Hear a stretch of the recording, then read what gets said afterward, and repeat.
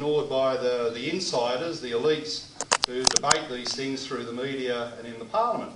Now, I don't think you need to be John Maynard Keynes to work out that if you lower the demand for housing by cutting the immigration program, you do something to stabilise the price of housing or even bring it down. It's a simple proposition. I mean, Year 11 economics, the first thing they learn is about supply and demand in market economics is the main determinant of price. If you increase the supply, you do something to hold down prices. If you reduce the demand, you do something to hold down prices. So what we get in Australia at the moment in the great debate about housing affordability is only half the story. Because just about the entire system, through the political and media elites, focuses on the supply side. And there's a big debate about how can we build more housing, how can we increase the supply to do something about affordability. Well, what about demand? A place like Sydney has 80,000 extra residents per annum. Melbourne has 90,000. And it's mainly fuelled by Australia's 200,000 plus immigration program each year. And per head of population around the world, we run the biggest immigration program in the West. The Western world, we've got the biggest immigration program per capita. So wouldn't it just be plainly logical to put the demand for housing as part of the equation when considering housing affordability? So why the cone of silence? Why the trapper's monk approach to the demand side in the housing market? Why doesn't anyone talk about the common sense of bringing down the world's biggest immigration program to give some relief on housing prices, relief for the home buyers? Well, it's a classic case of a convergence of vested interests.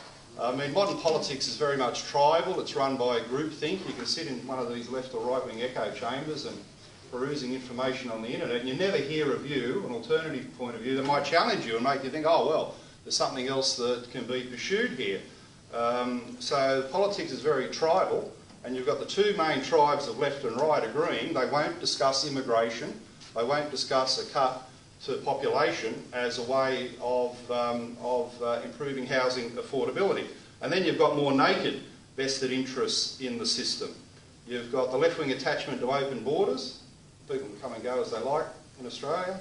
And of course that all fell apart and was disastrous for the more than 1,200 asylum seekers who drowned on the oceans between Australia and Indonesia. So they're still attached to open borders even though it's been a disaster. So they support Big Australia for that reason. For the Labor and Liberal Party, in their machine politics, their factionalism, a big migration program is a tool they've weaponised for ethnic branch stacking. I was at a meeting the other day talking about how Labor has used ethnic branch stacking as an improper process in factional politics, and a bloke yelled up, stood up and yelled out, I'm from the Liberal Party, we do it too. So on both sides, Labor and Liberal, the more migrants coming in, the more opportunities to bring people into the branches as part of the factional power plays. So Labor and Liberal agree with Big Australia for that reason, and it's also a useful electoral tool talking to so-called peak ethnic groups to try and get their votes. And there was a time, of course, where the Greens didn't support Big Australia. They, on sustainability grounds, wanted to have a cut to the migration program.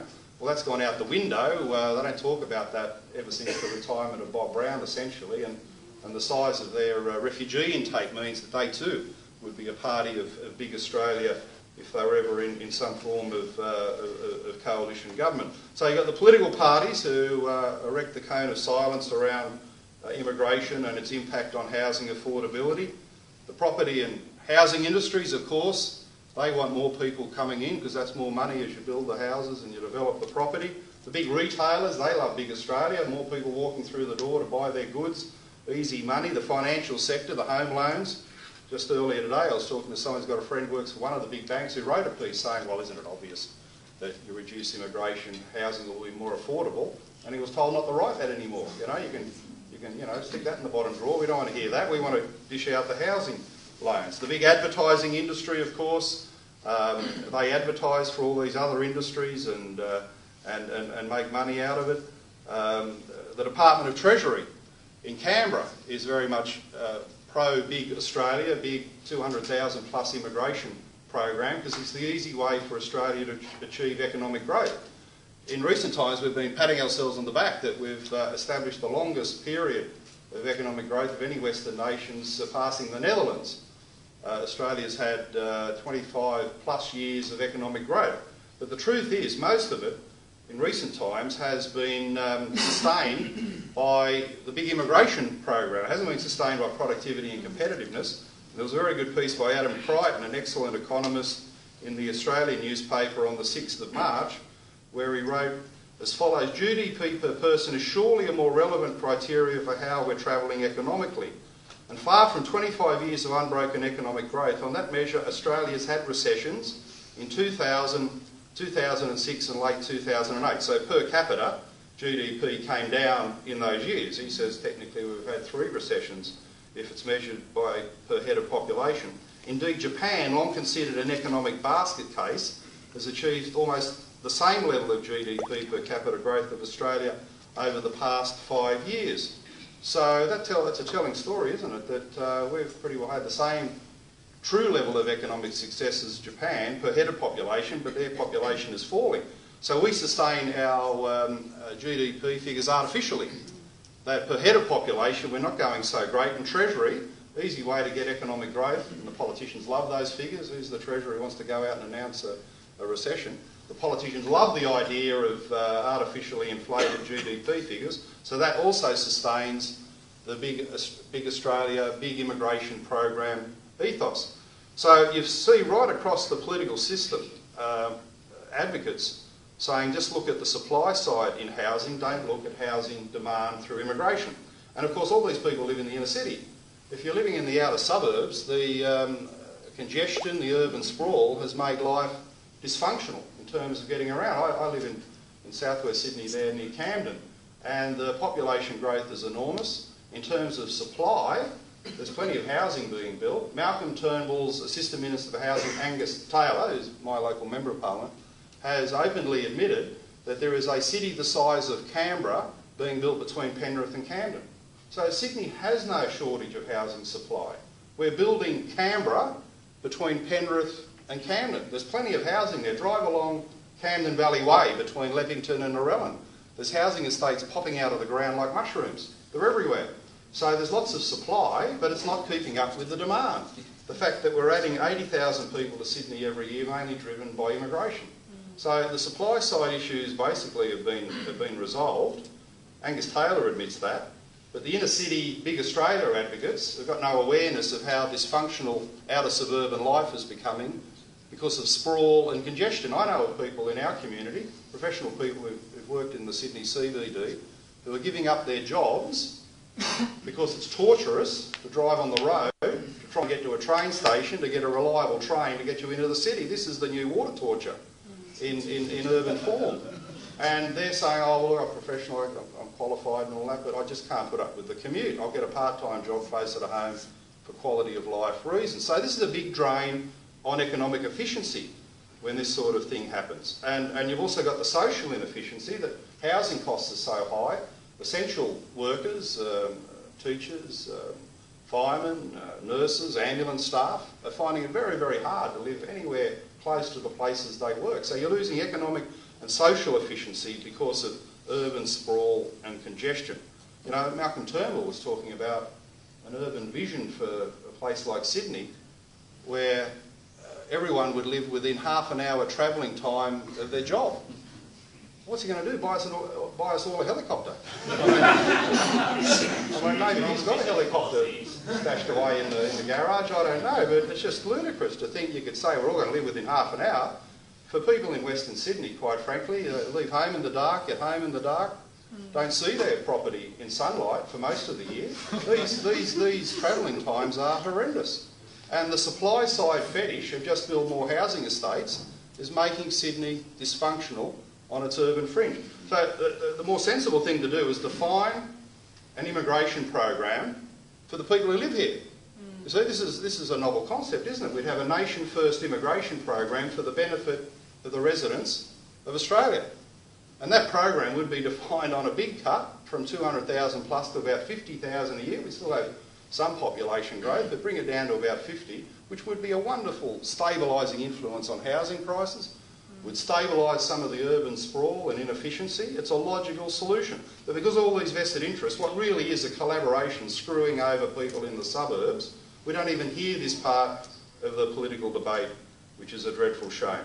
Now the public themselves, of course, know the truth.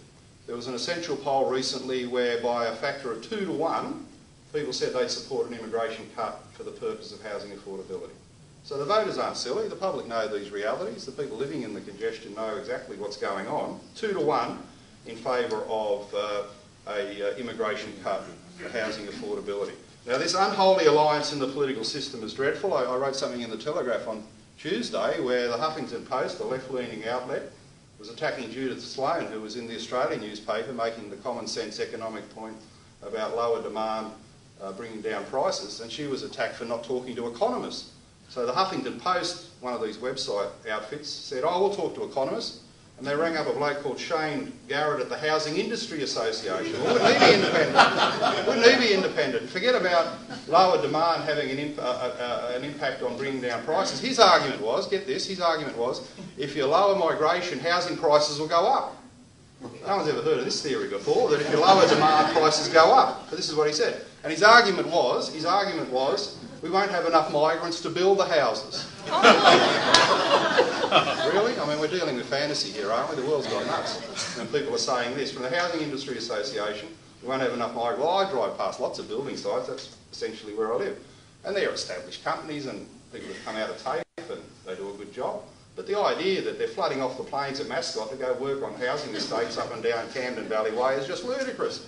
So anyway, wanting to get the stats, I rang Peter Dutton's immigration department and spoke to the helpful lady there who worked out that basically the people who come in on the migration program who've got skills in this area of construction, a lot of them are engineers and do the big civil construction projects, it would be less than 1% of the home building workforce comes out of migration each year, less than 1%. So I thought, oh, well, I'll ring Mr Garrett down there. He lives in Canberra, of course. Probably got a nice place on Lake Burley Griffin, no congestion, best road system in the country. And I'll put this stat to him and see what he says. And I asked him, look, you've got this unusual theory here that if we don't have more migrants, there won't be any housing construction in Australia and the prices skyrocket. I said, what evidence have you got for this? What statistics have you got? And he said, I haven't got any. I said, well, where'd you get this from? Where'd you get this wacky theory from? I said, oh, it's anecdotal. What does that mean? He just basically made it up, didn't he? He made it up. The Huffington Post, he's from the industry, he's from the housing mob to make the money out of this. The Huffington Post from the left of politics will tell you, oh, you know, we're sort of against exploitative capitalism, but they write this stuff because they're in favour of big Australia, and then they attack the economist Judith Sloan, who's got the sensible piece in the Australian. So, you know, in an era of fake news, the Huffington Post takes the gold medal, don't they? For printing this rubbish. It's just absolutely absurd. So that's what we're up against, essentially. That's what we're up against. Every single interest group, every single political party have got a vested interest here to do over the suburbs, to do over the new home buyers, and you really got to get the word out by any mechanism possible that there is a better way, a sensible policy. It doesn't involve changing the racial composition of the immigration program. I'm against that. I think multiculturalism coming from Western Sydney has been a wonderful success overall for our community. Great success. It's not about any racial component in this argument whatsoever. It's about urban efficiency, housing affordability, and defining, for the first time in a long while in our country, an immigration policy which is for the benefit of Australians who live here right now. So, it's tragically overdue, and I want to thank William for organising the forum where at least we had one outlet in the paucity of sensible debate where these things can be said.